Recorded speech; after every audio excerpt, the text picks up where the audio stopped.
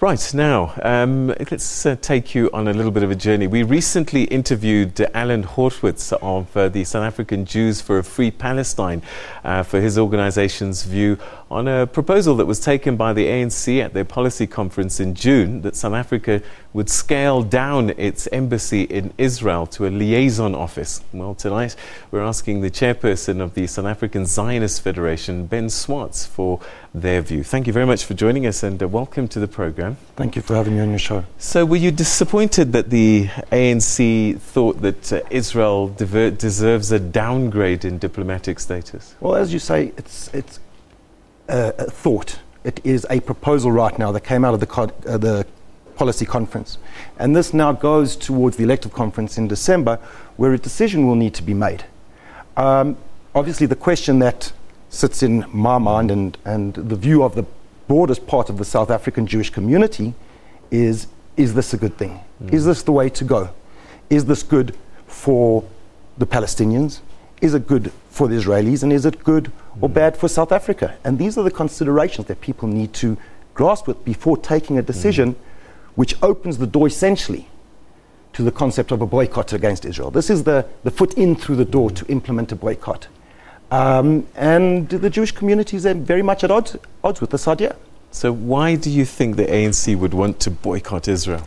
Look, I think one of the greatest challenges in South Africa is the manner and the cheapness with which the conflict within the Middle East between Israel and the Palestinians is constantly likened to the situation in South Africa, often lending from our very same concept of the word and the use, and I believe, the misuse of the word apartheid.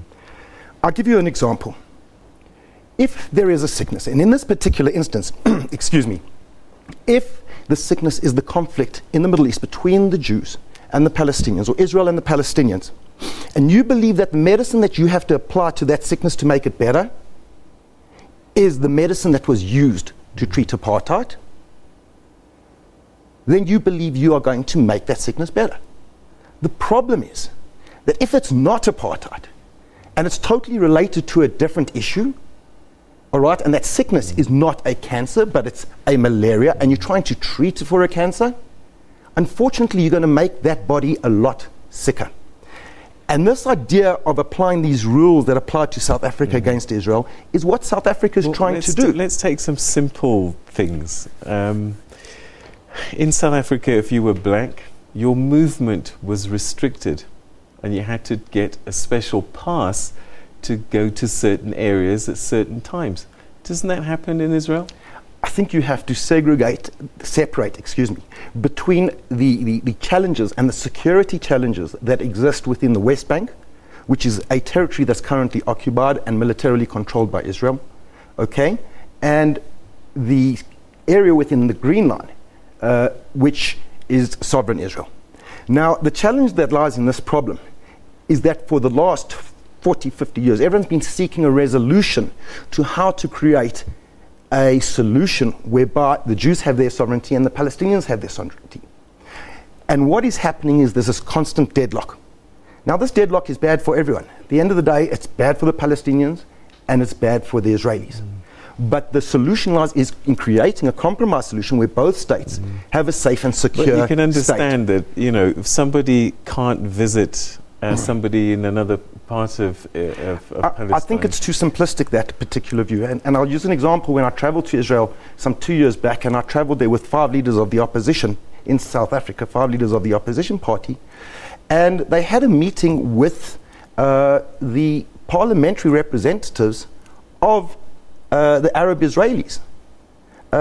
And there was a great degree of banter and discussion across the table inside the Israeli parliament as to the pains and challenges of the minorities or the minority groups within Israel. And it took the opposition leaders from South Africa to say, guys, just hold on a second. In apartheid South Africa, there was no ways that you, as a minority, would be sitting here in parliament discussing your challenges and pains.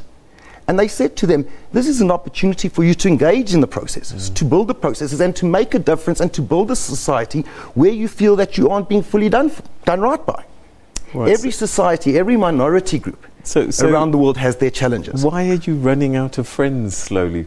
I think, Peter, I have to disagree with that. If you paid attention to the news, and I think that is totally contrary. Israel's not running out of friends. Probably in its 70-year existence today, its standing around the world has never been better.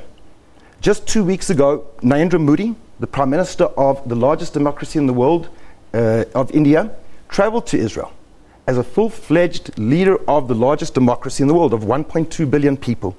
And he came to Israel. Bearing in mind, Narendra Modi and India are traditionally and they still remain very close allies of the Palestinian cause.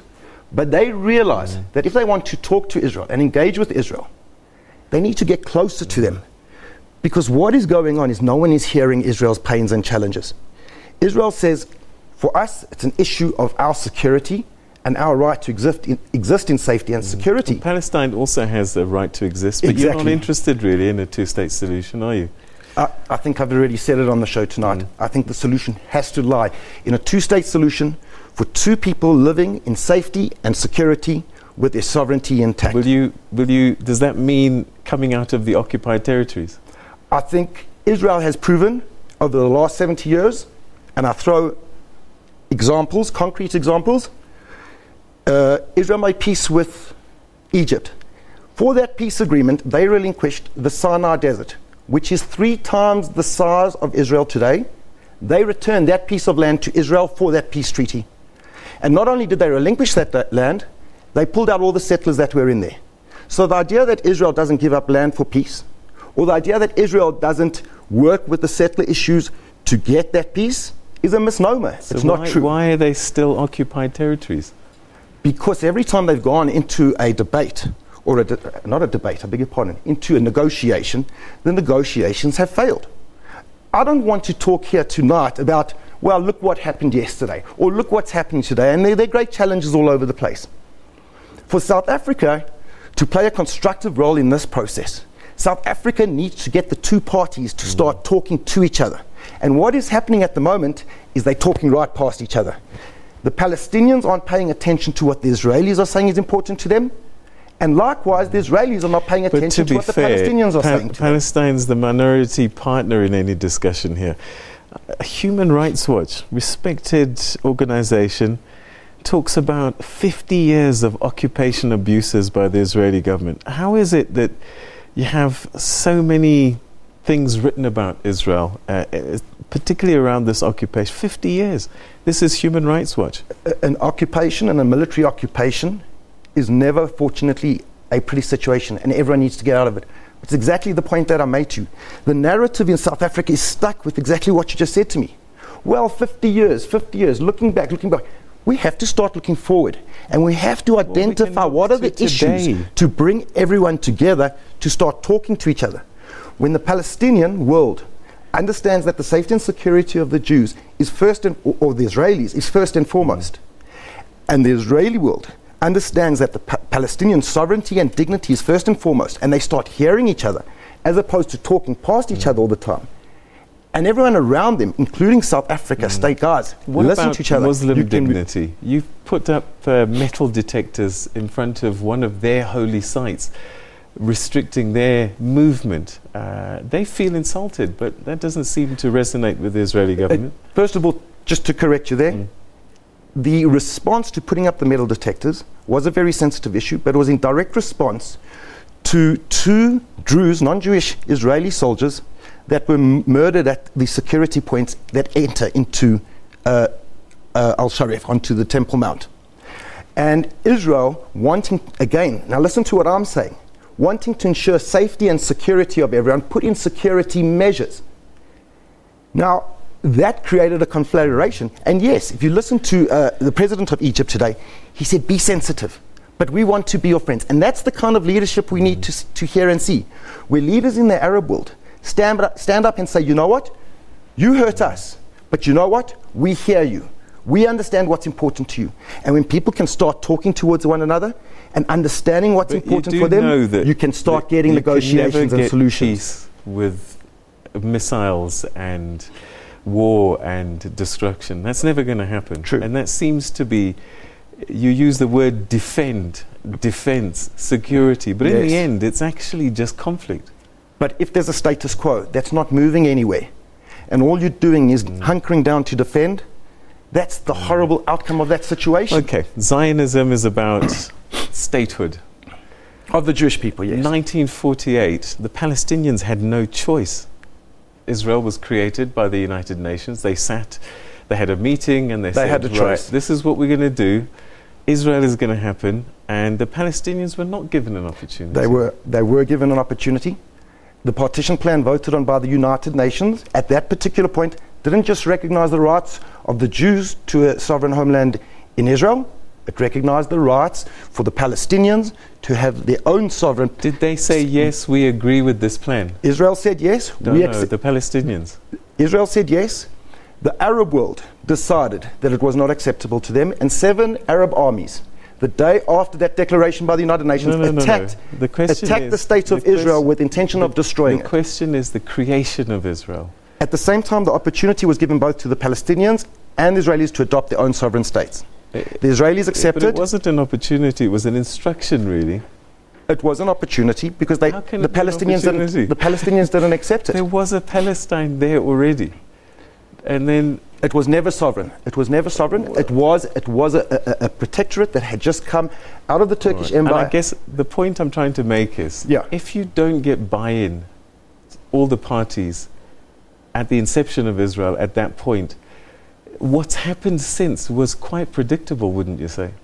Because there's a group of people who feel that this state of Israel was imposed upon them, and they were left actually having to try and hang on to whatever they were able to get. But here was a solution that was going to suit everyone. Both the Israelis and the Palestinians were offered their opportunity at sovereignty. The Israelis said, this is good for us. We're just going to take the sliver. And bear in mind, that sliver is a piece of land no bigger than the Kruger National Park, to put it into context, what they accepted. And they took it. And they said, we just need a home. We need our home back. Bearing in mind the Jewish relationship with the land of Israel is 3,700 years old. Again, the challenge becomes, how do you claim sovereignty of this piece of land? You weren't always there. If mankind started at the cradle of humankind here in South Africa, you weren't always there. A perspective, and I think it's a great perspective.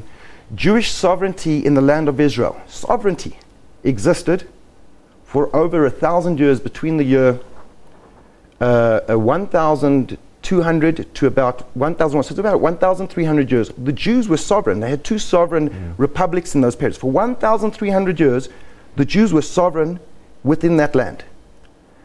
They were dispersed through war. The Romans conquered and pushed most of the Jews out. But there was always a Jewish presence, always. And their 3rd sovereign republic came into effect in 1948, just to repeat the facts, on instruction of the United Nations, which included all the superpowers of the world. Yeah, except the Palestinians. But they were given their choice. And but you see what we're doing again? We're looking backwards all the time. Yeah, but looking backwards is not going to fix the problem. But that's what's caused everything that's happened since. We could have a debate here about Rhodesia and South Africa. We've got vendors on both sides. Some are Zimbabweans now, vendors, some are South African. And we could go and say, if it wasn't for Cecil Rhodes, we would... And that's the reality of it. Why do the Jews have to have sovereignty? Because they need to be safe and secure in their own homeland. And you know what? The Palestinians can be, if everyone agreed to work out how to make this dynamic work. The Palestinians have an equal claim to this land, because before Israel was created, you both lived there. They did. They did live there. It wasn't as rosy as you would like to make. It wasn't very peaceful. No, but you both lived there, so you both have equal rights to that land. To safety and security as a people. That's what we have to aim forwards to. And we need to get the parties to focus on engaging and hearing one another. Palestinians, you need your sovereignty, you need your dignity. Israel, you need your sovereignty, and you need your safety and security. But when the 2 parties are listening and hearing one another, then you can move it towards a solution. You're the one with all the guns. You're the one with the shield. The Middle East, the American money, the Middle East is a nuclear weapons. The Middle East is a very rough neighborhood. If you pay attention to what's going on in Syria in the last 5 years, 500,000 people killed in the civil war. You look to their neighbor Lebanon, 20 years ago, 152, 200,000 people. Unfortunately, we ran out of time, but you've got to be tough in that part of the world. What you're saying is that the ANC got it wrong, and they should talk talk and keep the diplomatic status at full throttle? People need to talk to each other and hear each other's pain so you can help them find each other, as opposed to saying shut down and don't talk to each other, because it's going to help no one. Ben Swartz, I have a feeling we'll have this conversation again in about 10 years. And the situation and there will be peace in the Middle East. Changed much. And that's where we're going to have to say goodnight. Thank you very much for joining us on the Tuesday night edition of SABC's Prime News. Have a good evening, everybody. 30 minutes of sport coming up with Kendall Mahamate.